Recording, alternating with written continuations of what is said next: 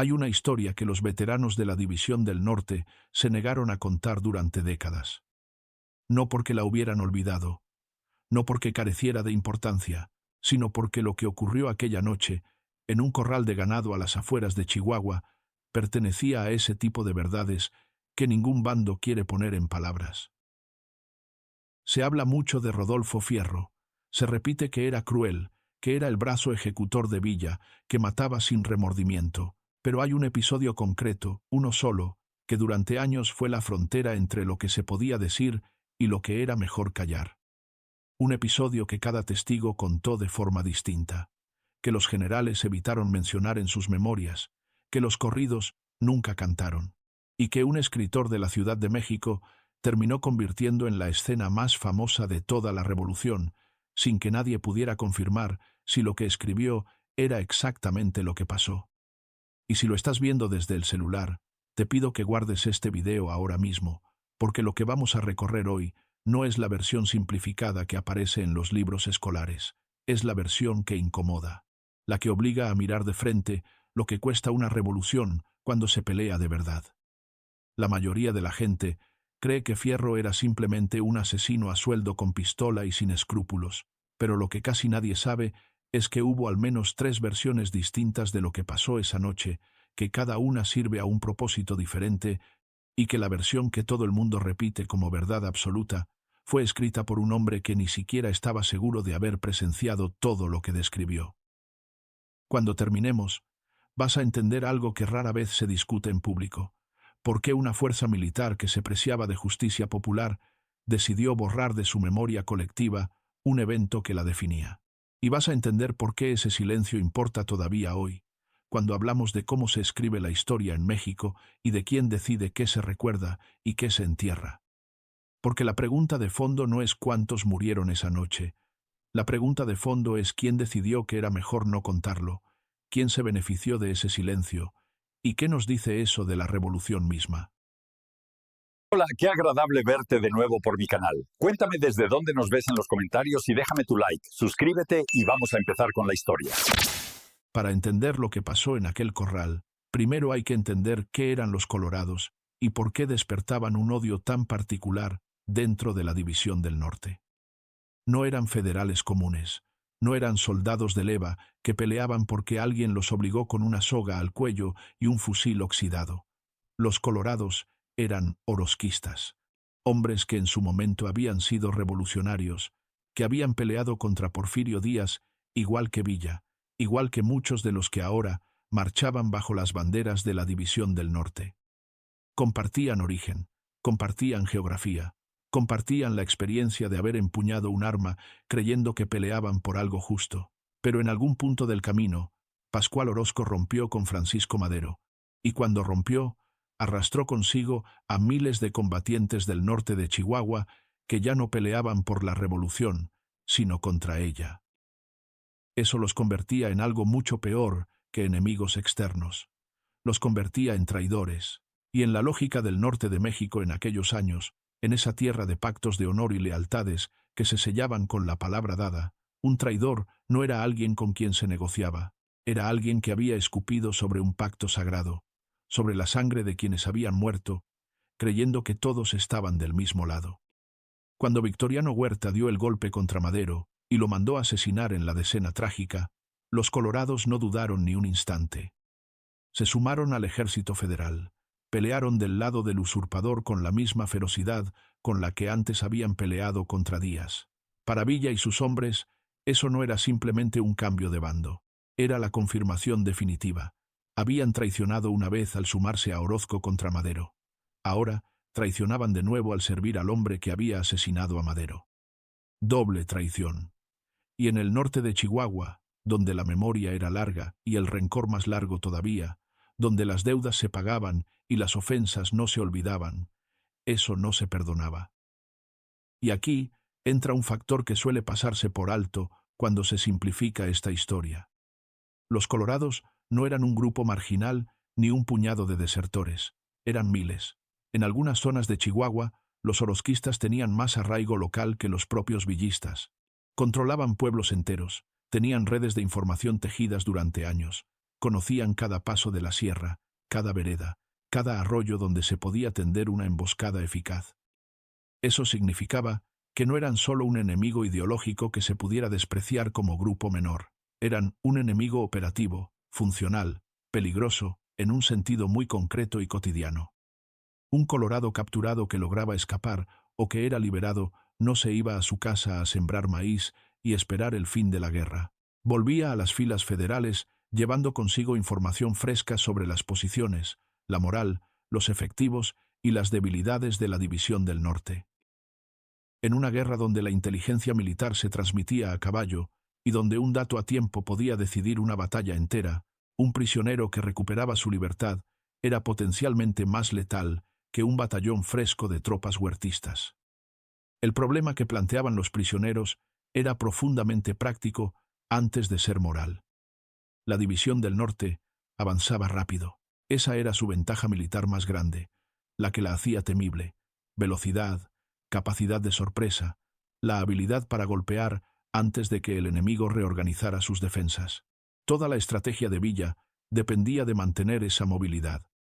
Cargar con prisioneros significaba destinar trenes que se necesitaban para mover tropas, comida que la tropa apenas tenía para sí misma, agua en un desierto donde el agua valía más que la pólvora, y vigilancia constante que desviaba a hombres de combate a labores de custodia. Significaba reducir la velocidad del avance justo cuando la velocidad era lo único que mantenía viva a la División del Norte frente a un ejército federal que la superaba en recursos, en armamento y en apoyo logístico. Y significaba algo todavía más inquietante. Cada colorado rendido era un hombre que conocía las tácticas del norte desde adentro, que sabía cómo pensaban los villistas, que podía identificar a los informantes en los pueblos leales, que en cualquier descuido nocturno podía tomar un arma caída y convertirse en un asesino dentro del propio campamento. En la historia militar moderna, este problema se resuelve con campos de detención, con logística especializada, con convenciones internacionales que regulan el trato a combatientes rendidos. Pero esto no era una guerra moderna, con reglas escritas en papel fino y firmadas en salones de Ginebra.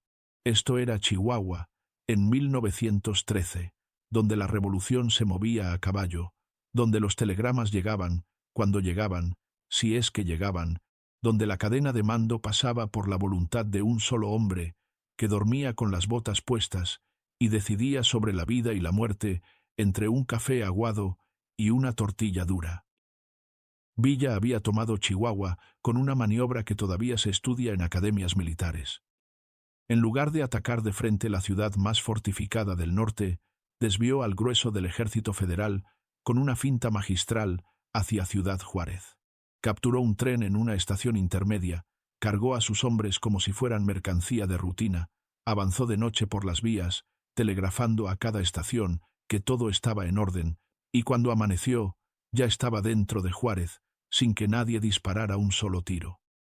Fue una de las operaciones más audaces de toda la revolución, pero esa brillantez táctica dejó un problema creciente en la retaguardia. En los territorios que la División del Norte iba conquistando, quedaban cientos de colorados capturados en los enfrentamientos, en las guarniciones que se rendían, en los pueblos que cambiaban de manos sin combate. Y conforme las victorias se acumulaban, los prisioneros también. Como una deuda que crece en silencio mientras todos miran para otro lado. Según los registros fragmentarios que han podido consultarse, las cifras varían enormemente. Algunos hablan de 70 u 80 prisioneros, otros de 300. Hay quien eleva el número hasta 500. Esa discrepancia no es casual ni es producto del descuido. Es el primer indicio sólido de que lo que ocurrió fue algo que se prefirió no medir con exactitud, porque medir implicaba reconocer. Reconocer implicaba registrar. Y registrar implicaba que algún día alguien pudiera señalar un número concreto y preguntar, ¿quién firmó esta orden?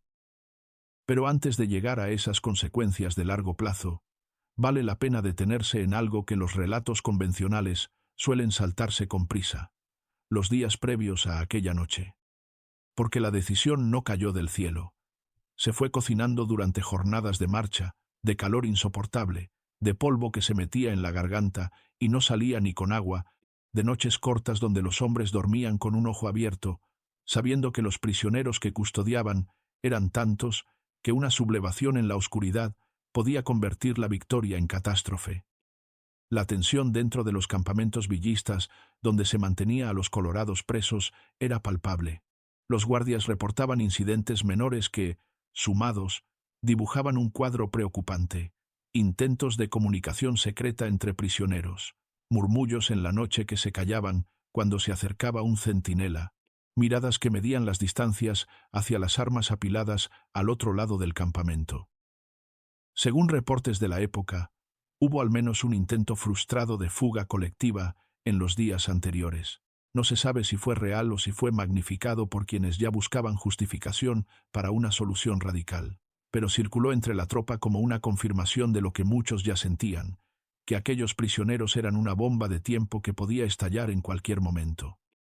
Los oficiales intermedios, esos hombres que no tenían la autoridad de un general, pero sí la responsabilidad directa sobre los pelotones de guardia, fueron quizá los que más presionaron para que se tomara una decisión. No por crueldad innata ni por sed de sangre, por algo más prosaico y más humano, estaban agotados. Cada noche de vigilancia era una noche sin dormir. Cada jornada de marcha se hacía más lenta porque había que mover no solo tropas, sino cautivos. Cada ración de comida que se daba a un prisionero era una ración que no llegaba a un soldado que al día siguiente tendría que pelear. Y la moral de la tropa, ese recurso invisible que los manuales militares valoran tanto como las municiones, se resentía con cada día que pasaba sin que nadie resolviera el problema que todos veían. Hay testimonios indirectos que sugieren que la cuestión de los prisioneros se discutió, de forma informal pero reiterada, entre los mandos de la División del Norte en los días previos a aquella noche. No en un consejo de guerra formal, porque Villa rara vez convocaba esa clase de reuniones solemnes. Se discutía mientras se comía, mientras se revisaban mapas, mientras se esperaba un telegrama que no llegaba. Y en esas conversaciones, las posiciones eran claras, aunque nadie quisiera articularlas en forma de propuesta explícita. Estaban los que querían ejecutar a todos los colorados como escarmiento. Estaban los que, como ángeles, preferían integrarlos o liberarlos con la esperanza de que desertaran de la causa huertista. Y estaba un grupo intermedio, probablemente el más numeroso, que simplemente quería que el problema desapareciera de la manera que fuera, sin tener que participar directamente ni dar una opinión que después pudiera usarse en su contra. Ese grupo intermedio es, en muchos sentidos, el protagonista más interesante y más invisible de esta historia, porque fue su silencio cómplice el que permitió que la solución más brutal se impusiera sin que nadie tuviera que asumir formalmente la responsabilidad de haberla propuesto. La noche en que todo cambió no empezó con un disparo, empezó con una decisión. O al menos eso dicen algunas fuentes. Otras dicen que no hubo decisión formal, que no hubo consejo de guerra ni deliberación, que Fierro simplemente hizo lo que todos sabían que alguien tenía que hacer, pero nadie quería decir en voz alta. Aquí es donde las versiones empiezan a separarse. Y aquí es donde vale la pena detenernos, porque lo que sigue no es un relato único. Es un laberinto de testimonios donde cada uno dice algo distinto sobre los mismos hechos, en la misma noche, en el mismo lugar. La primera versión, la más famosa con enorme diferencia, viene de Martín Luis Guzmán. Un hombre que no era soldado ni general. Era un intelectual de la Ciudad de México que se unió al villismo más por curiosidad que por convicción de armas, y que terminó presenciando cosas que lo marcarían de por vida. Guzmán publicó su relato años después, ya en el exilio, en El Águila y la Serpiente, un libro que se convirtió en una de las obras más leídas de la literatura mexicana. Y la escena de los prisioneros no es un episodio secundario, es el corazón del libro, el que le da su peso moral y su fuerza narrativa. Según Guzmán, Fierro reunió a los prisioneros en un corral de ganado al caer la tarde. Los hizo entrar en grupos de 10. Les anunció que tendrían una oportunidad. Si lograban trepar la barda del corral y saltar al otro lado, quedarían libres. Y entonces empezó a disparar, uno por uno, grupo tras grupo, con una pistola que recargaba con calma mecánica, mientras los hombres corrían desesperados hacia la barda, sabiendo que la probabilidad de llegar se reducía a nada con cada paso. En la versión de Guzmán, Fierro no sudaba, no gritaba, no mostraba emoción alguna. Era un mecanismo de precisión letal que funcionaba con la regularidad de un reloj. Cada 10 hombres, una pausa, recarga, siguiente grupo. Esa imagen, la del hombre que mata sin inmutarse mientras otros corren hacia una pared inalcanzable, es la que fijó en el imaginario mexicano al Rodolfo Fierro, que todos creen conocer. El Fierro de los libros de texto, el Fierro de las conversaciones de cantina, el Fierro que se invoca cada vez que alguien quiere poner ejemplo de crueldad revolucionaria. Pero hay un problema con la versión de Guzmán. Y es un problema que los historiadores serios han señalado desde hace décadas, aunque rara vez llega al público general, porque la versión literaria es demasiado poderosa para ser cuestionada sin parecer que se defiende lo indefendible. El problema es doble. Primero, Guzmán no era testigo directo en sentido estricto. Estaba en el entorno de Villa, sí, pero su relato fue escrito años después, con la distancia del tiempo y con la libertad de la literatura. Y segundo, Guzmán era ante todo un escritor extraordinario, uno de los mejores prosistas del México del siglo XX. Y los escritores extraordinarios tienen una habilidad que es al mismo tiempo su don y su trampa. Pueden hacer que cualquier escena se sienta más real que la realidad misma. Pueden darle a un recuerdo borroso la nitidez de una fotografía. Pueden llenar los huecos de la memoria con detalles que la imaginación dicta como inevitables. Pueden construir una verdad literaria tan sólida que desplaza a la verdad documental sin que nadie note el cambio. Eso no significa que Guzmán mintiera, pero sí significa que su versión tiene una estructura narrativa demasiado perfecta para ser un reporte de campo. Tiene ritmo dramático, tiene clímax, tiene una coreografía de muerte diseñada para impactar al lector más que para documentar lo ocurrido. Y cuando uno contrasta esa versión con otros testimonios, las diferencias son significativas, no contradictorias, en el sentido de que una sea verdad y otra mentira. Significativas porque revelan que la escena real fue probablemente más caótica, menos teatral y más ambigua de lo que Guzmán narró. La segunda versión proviene de hombres que estuvieron más cerca del polvo y de la sangre que del papel y la tinta. Si le gustó lo que ha escuchado hasta ahora, le pido que le dé like a este video o que deje un comentario sobre lo que piensa de Fierro. Eso ayuda al canal a llegar a más personas interesadas en esta historia y nos dice qué episodios quieren que profundicemos. Decía que hay una segunda versión, y esta proviene de testimonios recogidos a lo largo de los años por historiadores que se tomaron el trabajo de ir a los pueblos, de hablar con veteranos ya ancianos, con gente de las comunidades cercanas, con familias de los prisioneros y descendientes de los soldados presentes. En esta versión, la escena del corral existe, pero es diferente en sus detalles fundamentales. No hubo barda, no hubo promesa de libertad, no hubo el juego macabro de dejar correr a los hombres antes de dispararles. Lo que hubo fue más simple y más brutal, por su falta de dramatismo, una ejecución masiva de prisioneros desarmados. Sin la teatralidad que Guzmán le imprimió, sin el detalle del recargado lento de la pistola, sin la imagen del hombre que cruza los brazos esperando al siguiente grupo.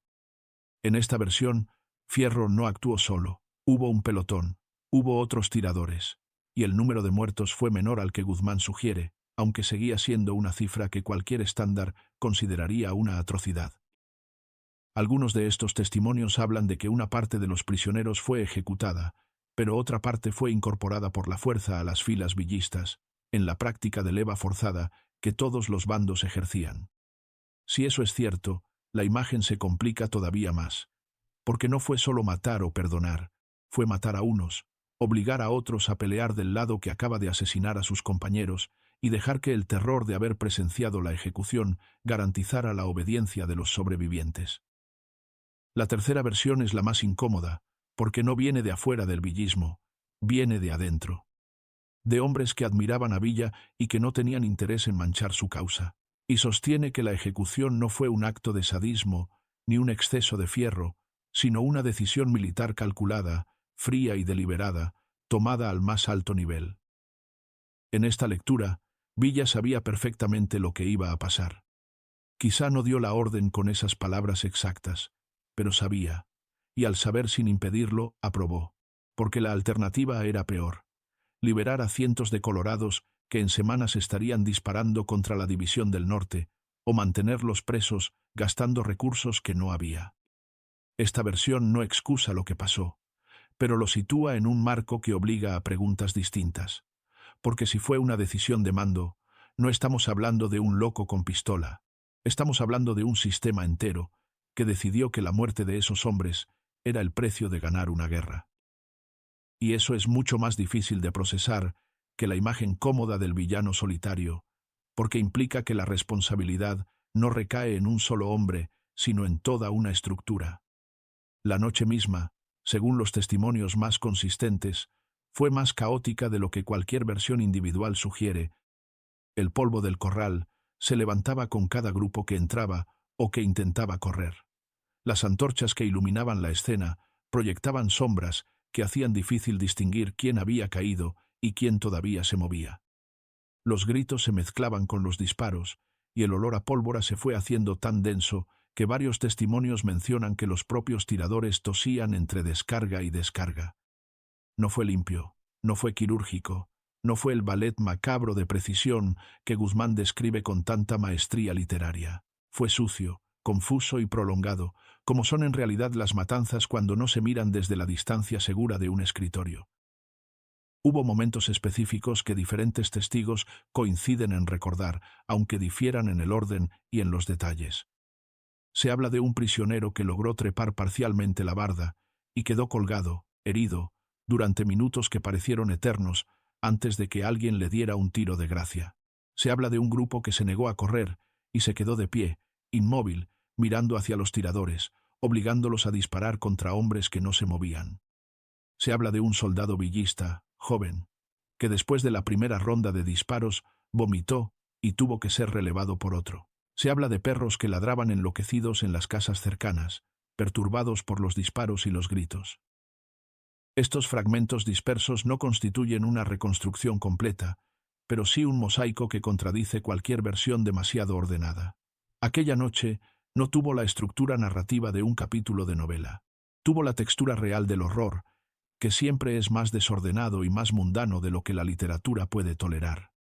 Lo fascinante es cómo reaccionó la División del Norte después. No hubo celebración, no hubo alardes, no hubo registro oficial que dijera lo que todos sabían. Lo que hubo fue silencio, un silencio espeso, deliberado. Los hombres que estuvieron ahí no hablaban de ello, y cuando alguien de fuera preguntaba, la respuesta era alguna variación de lo mismo, que habían muerto unos colorados, que era la guerra. Pero las miradas decían otra cosa. Porque la División del Norte era un ejército que cultivaba sus leyendas. Cada victoria se adornaba, cada carga de caballería se volvía épica en las fogatas. Cada hazaña de Villa se amplificaba hasta volverse mito.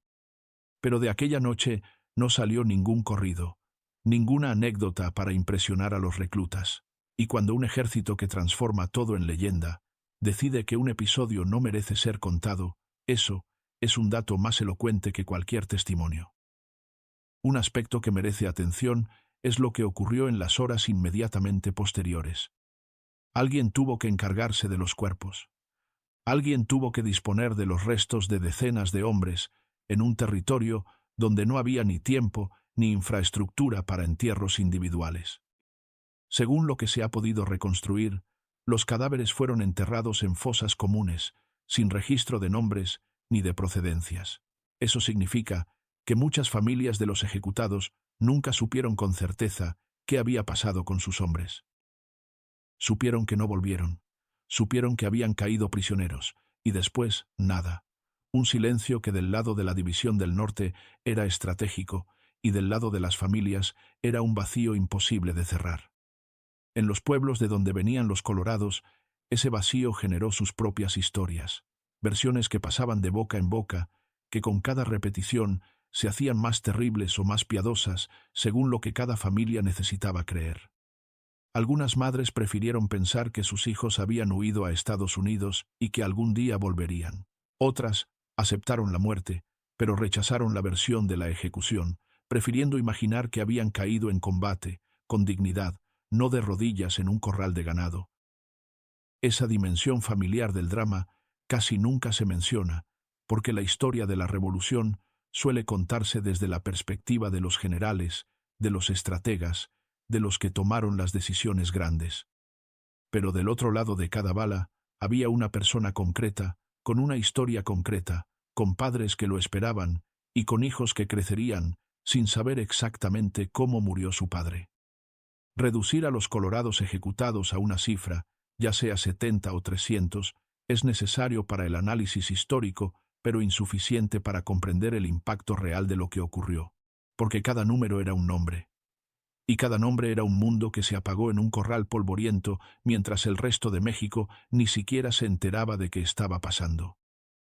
Hay que entender quién era Fierro antes de esa noche. No era un bandolero de nacimiento, era un hombre de Sinaloa que llegó al villismo por el ferrocarril. Antes de la revolución, trabajaba en el sistema ferroviario. Conocía las máquinas, las vías, los tiempos. Y cuando Villa necesitó mover tropas por tren, un hombre que supiera de trenes valía tanto como un general. Fierro demostró ser útil, pero demostró algo más. Una disposición para la violencia que incluso en contexto de guerra resultaba llamativa. Es menor que numeral 0. 5 numeral es mayor que... No era que buscara matar por placer. Era que matar no le representaba el obstáculo emocional que representaba para otros. Donde otros dudaban, Fierro actuaba. Donde otros necesitaban justificación, Fierro cumplía sin preámbulo. Eso lo convirtió en un instrumento invaluable.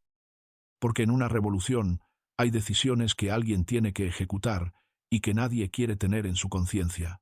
Fierro llenaba ese vacío con una eficiencia que era al mismo tiempo su mayor virtud militar y su mayor condena histórica. Villa, que tenía intuiciones profundas sobre la naturaleza humana, reconoció esa cualidad desde temprano y la utilizó de forma constante. Dentro del universo de la División del Norte existía una jerarquía no escrita que determinaba quién hacía qué clase de trabajos. Estaban los jinetes de élite, los dorados, la escolta personal de Villa que gozaba de un estatus casi mítico entre la tropa. Estaban los artilleros de Ángeles, técnicos y metódicos, que operaban los cañones con una precisión que desconcertaba al enemigo. Estaban los espías y correos que se infiltraban en territorio federal, arriesgando la vida con cada mensaje. Y estaban los hombres como Fierro, que ocupaban una zona gris entre lo militar y lo que ningún manual describe con nombre propio. El trabajo de Fierro no aparecía en ningún organigrama. No tenía un título formal que reflejara su función real, pero todos, desde el último recluta hasta Villa mismo, sabían exactamente para qué servía Fierro y cuándo se recurría a él.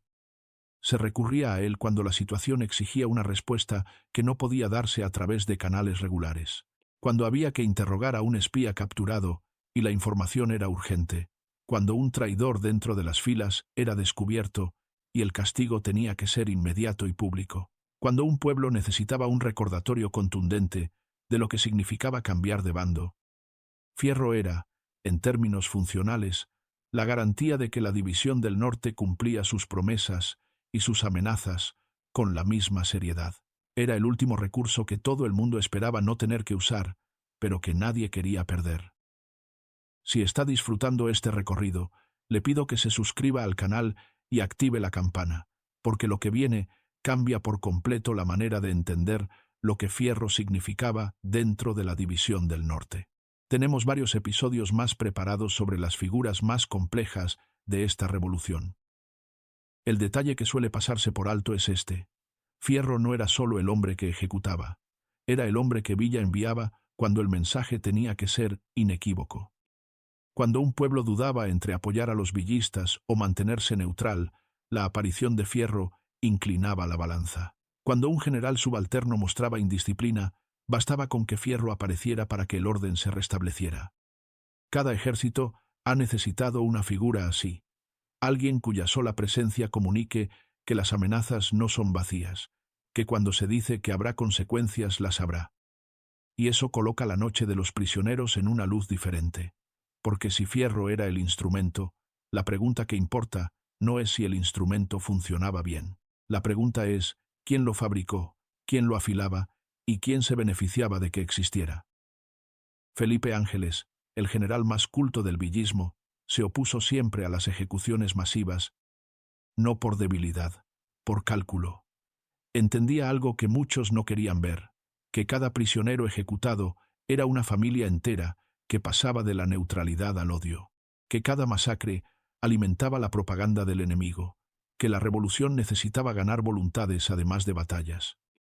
Y los colorados no eran un bloque monolítico de traidores convencidos. Muchos habían sido arrastrados por circunstancias, por lealtades locales, por la presión de caciques que decidían por pueblos enteros a qué bando sumarse. Ejecutarlos a todos sin distinguir entre el convencido y el forzado era, para Ángeles, un error estratégico, además de una mancha moral. Se ha sostenido que Ángeles protestó directamente ante Villa después de lo ocurrido, que hubo un enfrentamiento tenso en el que le dijo que esa clase de acciones mancharían la causa para siempre, que le habló del derecho de gentes, de cómo la historia juzgaría a quien ejecutara prisioneros desarmados. No existe prueba documental directa de esa conversación, pero sí indicios suficientes para suponer que ocurrió, porque la relación entre Villa y Ángeles cambió de tono después de aquellos meses.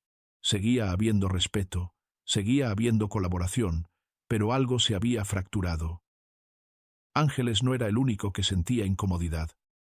Dentro de la tropa, había hombres que venían de los mismos pueblos que los colorados ejecutados, que habían compartido escuela o trabajo en las minas. La guerra civil tiene eso. El enemigo lleva tu mismo apellido, habla con tu acento, y a veces es tu primo o tu vecino. Y cuando ese enemigo está desarmado en un corral, la distancia entre justicia y asesinato se vuelve tan delgada que solo puede sostenerse con convicción absoluta.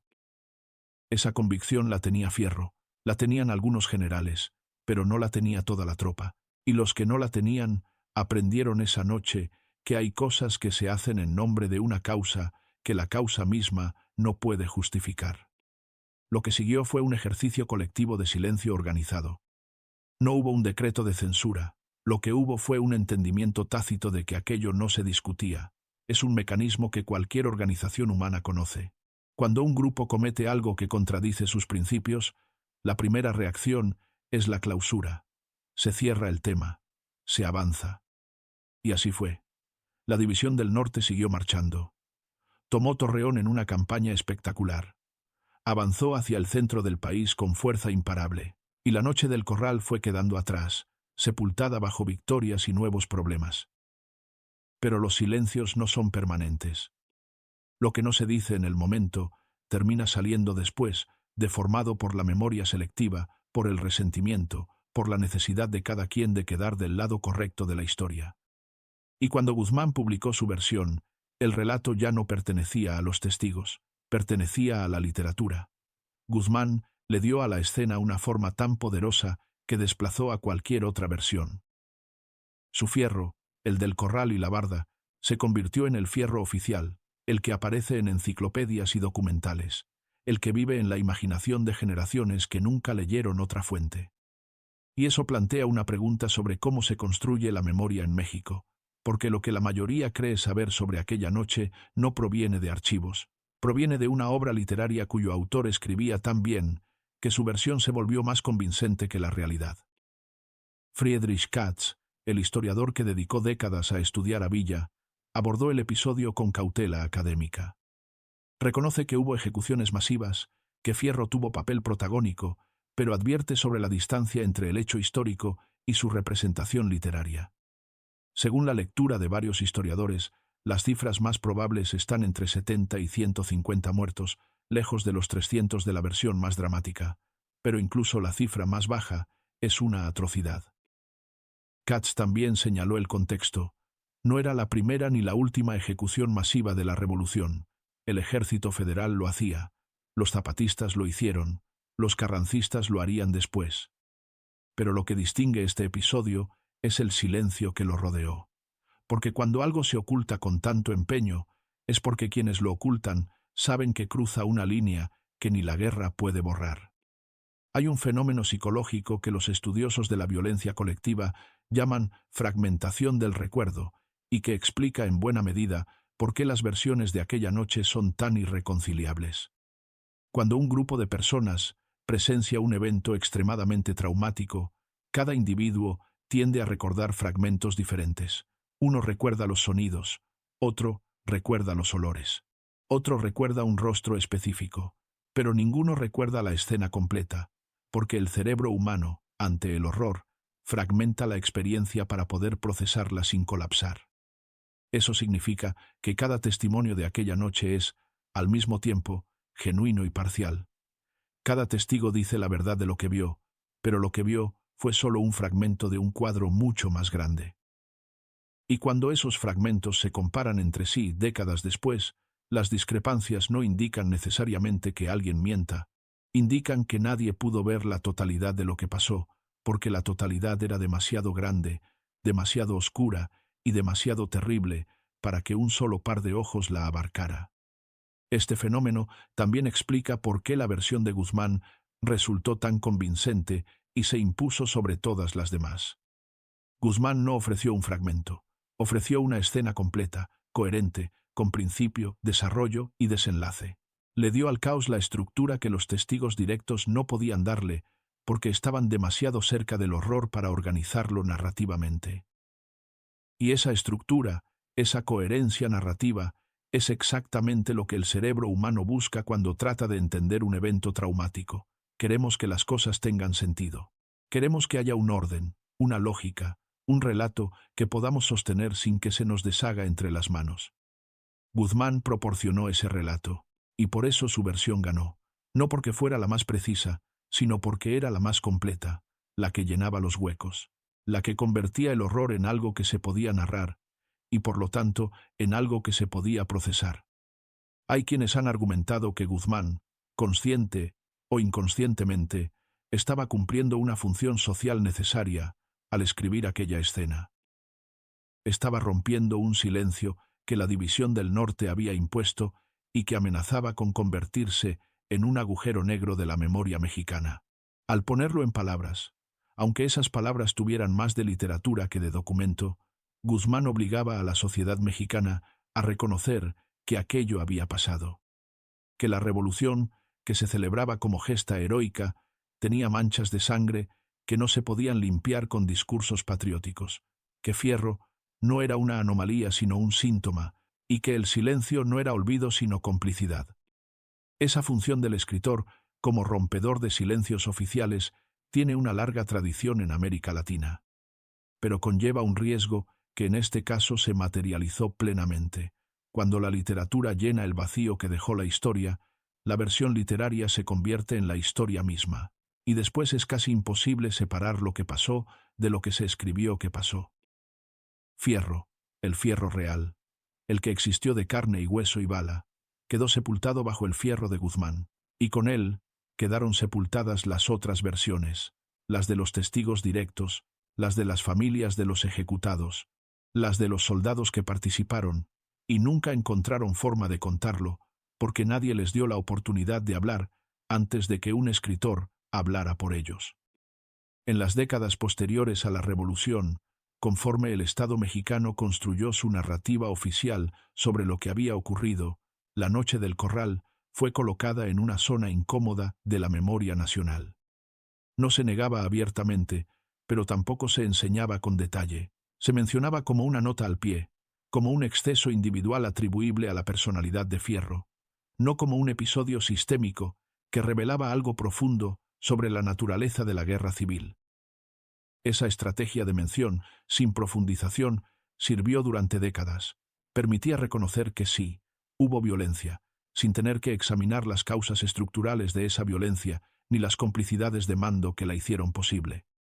Era, en cierto modo, una continuación del silencio original de la División del Norte, pero institucionalizada, barnizada de respetabilidad académica, integrada al discurso oficial como una cicatriz que se muestra brevemente para demostrar que uno ya la superó, sin permitir que nadie examine la herida de cerca. Esa dinámica no es exclusiva de México ni de la Revolución Mexicana, pero en este caso tiene una particularidad que la hace especialmente reveladora. La Revolución fue el mito fundacional del Estado mexicano moderno durante casi todo el siglo XX. Todo lo que el gobierno hizo desde la reforma agraria hasta la nacionalización del petróleo, se justificó en nombre de los ideales revolucionarios. Y un mito fundacional no tolera manchas que cuestionen su legitimidad moral. No tolera la imagen de un corral lleno de prisioneros ejecutados por la fuerza que se supone representaba la justicia del pueblo. Por eso, el silencio se mantuvo tanto tiempo. No porque los hechos fueran desconocidos, sino porque reconocerlos plenamente habría obligado a revisar las bases mismas sobre las que se construyó el México posrevolucionario. Hay otro ángulo que merece atención: el efecto sobre el propio Fierro. La narrativa convencional lo presenta como un psicópata funcional, pero los testimonios más cercanos sugieren algo diferente. Fierro bebía mucho, y después de episodios de violencia extrema, bebía más. No es evidencia concluyente de remordimiento, pero es un patrón que la psicología militar moderna reconocería. Los ejecutores, incluso los más endurecidos, pagan un precio. El cerebro humano no está diseñado para matar a decenas de personas desarmadas sin que algo se quiebre adentro. Y que ese quiebre se manifieste en alcohol, en irritabilidad, en explosiones de violencia aparentemente sin motivo, es uno de los patrones más documentados en la historia militar. No se trata de redimir a Fierro, se trata de entender que la imagen del monstruo frío es, posiblemente, tan falsa como la del héroe popular. La realidad era más turbia. Un hombre capaz de hacer cosas terribles que necesitaba emborracharse después para poder volver a hacerlas. Fierro murió poco después del período más álgido de la División del Norte. No en batalla. Se ahogó en una laguna de Casas Grandes, en Chihuahua, cuando intentaba cruzar a caballo cargado de monedas. La ironía es casi novelesca. El hombre más temido de la revolución murió tragado por el lodo porque llevaba demasiado peso encima. Se ha sostenido que eran monedas de oro producto de saqueos. Se ha sostenido también que era el pago de la tropa. Las versiones, como siempre con Fierro, varían. Pero su muerte dejó un hueco particular. No de liderazgo, porque Fierro no era líder estratégico. Un hueco de función. La función de hacer lo que nadie quería hacer no desapareció con su muerte. Solo se volvió más difícil de ejecutar. Esta comprensión de su rol explica algo que muchos relatos omiten: la protección institucional de la que Fierro gozaba. Pese a las quejas de Ángeles, pese a la incomodidad de otros generales, pese a los rumores que circulaban incluso fuera del territorio villista, Fierro mantuvo su posición y su cercanía con Villa durante todo el periodo álgido de la División del Norte. No porque Villa fuera incapaz de prescindir de él. Villa era perfectamente capaz de deshacerse de cualquiera cuando lo consideraba necesario, como demostraría tiempo después con el propio Tomás Urbina. Fierro se mantuvo porque Villa lo necesitaba, y lo necesitaba no a pesar de su capacidad para la violencia extrema, sino precisamente por ella. Esa relación de necesidad mutua es la clave para entender la Noche del Corral en su verdadera dimensión. No fue un accidente, no fue un desborde, fue la manifestación más cruda de una función que la División del Norte requería para operar y que había delegado en un hombre específico para que el resto pudiera dormir sin cargar con ese peso. Y es aquí donde la historia se vuelve espejo de algo más amplio que la Revolución Mexicana. Porque la pregunta que plantea la Noche del Corral no es solo quién mató a esos hombres. Es una pregunta sobre cómo funcionan las instituciones cuando necesitan hacer cosas que contradicen sus valores declarados. Toda organización humana, desde un ejército revolucionario hasta un gobierno democrático, enfrenta en algún momento la tensión entre lo que dice ser y lo que necesita hacer para sobrevivir. Y la solución más común, la que se repite a lo largo de la historia, es la misma que eligió la División del Norte. Delegar el trabajo sucio en alguien dispuesto a hacerlo, protegerlo mientras sea útil, y después, cuando ya no se le necesita, o cuando el costo de reconocer lo que hizo se vuelve demasiado alto, sacrificarlo como chivo expiatorio o borrarlo de la narrativa oficial. Fierro murió antes de que ese ciclo se completara del todo. Su muerte en la laguna de Casas Grandes lo congeló en la historia como el ejecutor, como el brazo armado, como el hombre del corral. No tuvo la oportunidad de envejecer y dar su versión de los hechos en una entrevista tardía. No escribió memorias. No dejó cartas que pudieran matizar la imagen de monstruo que la posteridad le fabricó. Y ese vacío, esa ausencia de voz propia, lo convirtió en el recipiente perfecto para que cada quien proyectara sobre él lo que necesitaba. Para Guzmán, fue el símbolo de la brutalidad revolucionaria que un intelectual urbano encontraba fascinante y repulsiva al mismo tiempo. Para los veteranos villistas, fue el compañero incómodo del que era mejor no hablar. Para los enemigos de Villa, fue la prueba de que el villismo era pura barbarie. Para nadie fue un ser humano completo, con motivaciones propias, con miedos, con una historia personal que quizá explicara, sin justificar, su capacidad para hacer lo que otros no podían. Y quizás esa sea la pérdida más significativa que produjo el silencio de la División del Norte. No solo se perdió la verdad factual de lo que pasó esa noche, se perdió la humanidad de todos los involucrados, de los prisioneros, que quedaron reducidos a una cifra, de los soldados que ejecutaron o presenciaron la ejecución, que quedaron borrados del relato, y del propio Fierro, que quedó convertido en personaje literario, en monstruo de papel, en la caricatura que un silencio colectivo necesitaba para no tener que mirar su propia imagen en el espejo. Villa nunca habló públicamente de la noche del Corral con claridad suficiente para reconstruir los hechos. En las entrevistas con periodistas estadounidenses, el tema se manejaba con evasivas calculadas. Villa sabía qué imagen quería proyectar: líder popular, justiciero del pueblo. Un corral de cadáveres no encajaba en esa narrativa. Lo interesante es que tampoco negó los hechos directamente. Lo que hizo fue desplazar la responsabilidad hacia la necesidad abstracta. La guerra exigía decisiones duras, los colorados eran traidores, la revolución tenía que sobrevivir, frases que no confirmaban nada pero tampoco cerraban la puerta. Los carrancistas usaron episodios como este en su propaganda contra Villa. Carranza sabía que la imagen de Villa como bárbaro era su mejor arma ante Washington y los gobiernos europeos. Presentarlo como salvaje servía para deslegitimar su causa, donde se decidía quién recibía armas y reconocimiento diplomático. Y la existencia de episodios como la Noche del Corral alimentaba esa narrativa de forma constante. No importaba si los detalles eran exactos, lo que importaba era que existiera la sombra. Y la sombra existía porque, en algún momento, alguien dentro de la División del Norte decidió que era mejor el silencio que la verdad. Sin saberlo, ese silencio le regaló a los enemigos de Villa la munición que necesitaban, porque cuando uno no cuenta su versión, alguien más la cuenta, y nunca es favorable. Conviene mirar también lo que pasaba del otro lado de la frontera, mientras aquella noche transcurría en el Corral. Estados Unidos seguía con atención obsesiva cada movimiento de la Revolución Mexicana. Los agentes consulares, los periodistas, los empresarios con intereses en el norte de México, todos reportaban a Washington lo que podían averiguar. Y los rumores sobre ejecuciones masivas de prisioneros llegaban a los despachos diplomáticos antes de que la tinta se secara en los partes militares de la División del Norte, si es que tales partes existían. Para el gobierno estadounidense, la cuestión de cómo Villa trataba a los prisioneros no era un asunto humanitario abstracto, era un factor político concreto que pesaba en una decisión mucho más grande: ¿a cuál de las facciones revolucionarias convenía apoyar? Washington necesitaba un ganador en México que fuera lo suficientemente fuerte para estabilizar el país y lo suficientemente presentable para justificar ante la opinión pública norteamericana el apoyo que se le brindaba.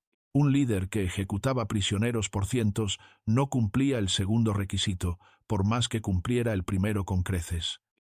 No se puede afirmar con certeza que la Noche del Corral, específicamente, haya sido el factor determinante en las decisiones diplomáticas de Washington respecto a Villa. La diplomacia no funciona así, con un solo evento que cambia todo de golpe.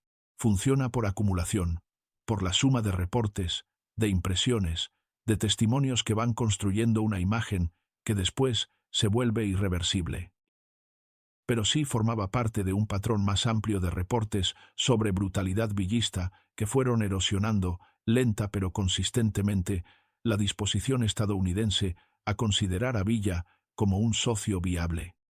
Carranza y sus agentes diplomáticos se encargaron de que cada episodio de violencia atribuido a Villa llegara a los oídos correctos en Washington. Y la Noche del Corral, aunque envuelta en silencio dentro de México, era conocida en círculos diplomáticos con suficiente detalle como para ser utilizada. La relación entre Fierro y los demás generales villistas no era uniforme. Tomás Urbina tenía su propia dureza, pero operaba con lógica diferente. Saqueaba por beneficio personal, acumulaba tierras, pensaba en su futuro. Fierro no parecía pensar en el futuro, operaba en un presente perpetuo de acción inmediata. Esa diferencia generaba fricciones que rara vez se mencionan. Dentro de la División del Norte había hombres que veían en Fierro no un soldado leal, sino un riesgo permanente, un arma que podía volverse contra cualquiera. Y la Noche del Corral intensificó esas fricciones, porque demostró que Fierro era capaz de llevar la violencia a un extremo que incluso dentro de un ejército revolucionario generaba escalofríos. El silencio sobre aquella noche no debilitó a la División del Norte a corto plazo, al contrario, la fortaleció. Porque el mensaje que llegó al enemigo fue: si peleas contra Villa y pierdes, esto te espera. Eso es disuasión, y funciona. Los federales lo pensaban 2 veces antes de resistir. Los colorados empezaron a desertar, no hacia Villa, sino lejos de la guerra. El terror como herramienta militar no es un invento mexicano, pero hay una diferencia entre usarlo y reconocerlo. Lo que la División del Norte hizo fue usarlo sin reconocerlo, manteniendo su imagen de ejército popular mientras cosechaba los beneficios del miedo. Ese doble juego no podía sostenerse indefinidamente. Conforme la revolución avanzó y Villa enfrentó a Obregón, el pasado cobró factura. Las ejecuciones, la reputación de brutalidad que Fierro encarnaba, todo fue usado para argumentar que no se podía negociar con Villa. Y cuando Villa empezó a perder en Celaya, la narrativa del bárbaro norteño se consolidó. Ya no era propaganda, era la versión oficial de los vencedores, y la Noche del Corral era el fantasma que la validaba. Después de la revolución, cuando los sobrevivientes escribieron memorias, la noche apareció de formas fragmentarias. Un veterano mencionaba algo en una entrevista, otro contradecía los detalles, un tercero negaba haber estado presente, aunque otros lo colocaban ahí. Esa fragmentación es resultado natural de un trauma colectivo que nunca se procesó. Cada quien guardó su versión, su justificación, y con el paso de los años, esas versiones individuales se solidificaron hasta volverse irreconciliables. Y aquí llegamos al corazón de lo que este episodio enseña. Porque la pregunta final no es ¿cuántos murieron? Eso quizá nunca se sepa. La pregunta es ¿qué nos dice este silencio sobre la revolución misma? Y lo que dice es incómodo. Nos dice que la revolución no fue un movimiento de buenos contra malos. Fue un conflicto donde todas las partes cometieron actos que prefirieron no recordar, donde la justicia y la atrocidad convivieron en el mismo campamento, a veces en la misma persona, a veces en la misma noche. Nos dice que los héroes que celebramos tenían manchas que nunca quisimos ver, y que los villanos que condenamos eran producto de un sistema que los necesitaba exactamente como eran. Fierro no apareció de la nada. Fue creado por una guerra que requería hombres así. Y cuando la guerra terminó, la memoria lo convirtió en monstruo, para no aceptar que el monstruo servía a un propósito que todos compartían. Eso lleva a algo que aplica más allá de la revolución. Cada vez que una sociedad elige no hablar de algo, lo que protege no es la verdad. Protege una versión de sí misma que necesita para seguir funcionando. México ha tenido muchos silencios así. Episodios que se mencionan de pasada, que se enseñan sin detalle, que se recuerdan con frases vagas que no obligan a nadie a mirar de frente. La Noche del Corral es uno de esos episodios, un momento donde la revolución se mostró tal como era, sin filtros, sin narrativa heroica, solo un corral, unos prisioneros, y una decisión que nadie quiso firmar pero que todos permitieron. Fierro cargó con esa culpa durante generaciones, y quizás sea justo porque fue su mano la que sostuvo el arma. Pero la historia completa es más grande que un hombre. Es la historia de un ejército que necesitaba creer en su propia bondad para seguir peleando, que estaba dispuesto a hacer cosas terribles siempre y cuando nadie las pusiera en palabras. Y es la historia de cómo un escritor brillante le dio forma a ese silencio y lo convirtió en literatura, lo cual es la ironía definitiva. El secreto que la División del Norte no quería contar terminó siendo contado, pero en los términos que un hombre de letras decidió desde su escritorio del exilio, no en los términos de los que estuvieron ahí.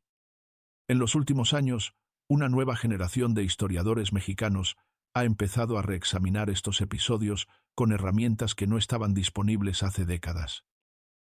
Archivos familiares que se han abierto por primera vez, registros parroquiales de pueblos chihuahuenses que documentaron muertes y desapariciones, testimonios orales grabados por investigadores de universidades del norte que llegaron justo a tiempo para hablar con los últimos sobrevivientes indirectos, hijos y nietos de quienes estuvieron ahí. Ese trabajo, lento y minucioso, está empezando a dibujar un cuadro más completo que las 3 versiones clásicas. Un cuadro donde hay más grises que blancos y negros, donde Fierro sigue siendo responsable de lo que hizo, pero donde la responsabilidad se distribuye de manera más amplia y más incómoda de lo que cualquier versión anterior estaba dispuesta a admitir. No sabemos todavía si ese trabajo producirá una versión definitiva de los hechos. Probablemente no, porque la distancia temporal es ya demasiado grande y los testigos directos están todos muertos. Pero lo que sí está produciendo es algo quizás más valioso que una reconstrucción forense: la conciencia de que el silencio no es una forma aceptable de lidiar con el pasado. Que las verdades incómodas no desaparecen porque se dejen de nombrar, y que la Revolución Mexicana, como cualquier evento histórico de esa magnitud, merece ser recordada en toda su complejidad, con sus luces y con sus sombras, con sus héroes y con los actos que esos mismos héroes prefirieron no firmar. De esta historia, el secreto que la División del Norte guardó con tanto celo hacia adentro era, en realidad, un secreto a voces hacia afuera. Los enemigos de Villa lo sabían, los diplomáticos extranjeros lo sabían, los periodistas lo sospechaban. El único grupo que mantenía la ficción de que aquello no había ocurrido o que no había sido tan grave era el propio villismo.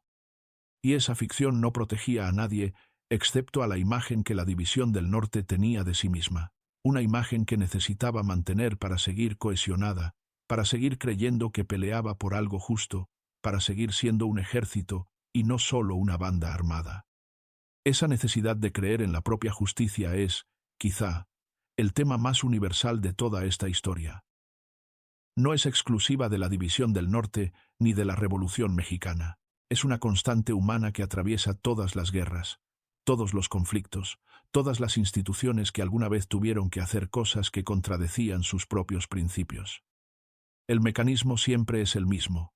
Se comete el acto, se guarda silencio, se sigue adelante, se deja que el tiempo haga su trabajo de erosión sobre la memoria, y cuando finalmente alguien habla, la versión que prevalece no es la de los testigos, sino la del mejor narrador. En el caso de la Noche del Corral, el mejor narrador fue Guzmán.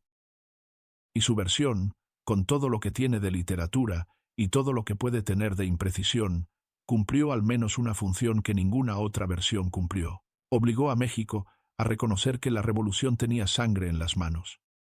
No la sangre gloriosa de los campos de batalla, no la sangre inevitable de una guerra justa, sangre de hombres desarmados que murieron, porque alguien decidió que era más fácil matarlos que lidiar con ellos.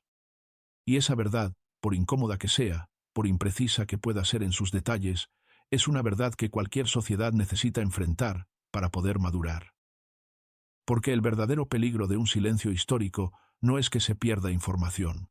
El verdadero peligro es que se normalice la idea de que hay cosas que es mejor no saber.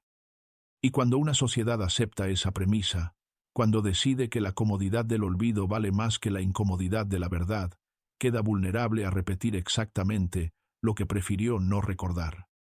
Lo que queda es una invitación a la incomodidad, a no conformarse con la versión más dramática ni con la más conveniente, a entender que la historia de México tiene capas que no se revelan con un solo relato.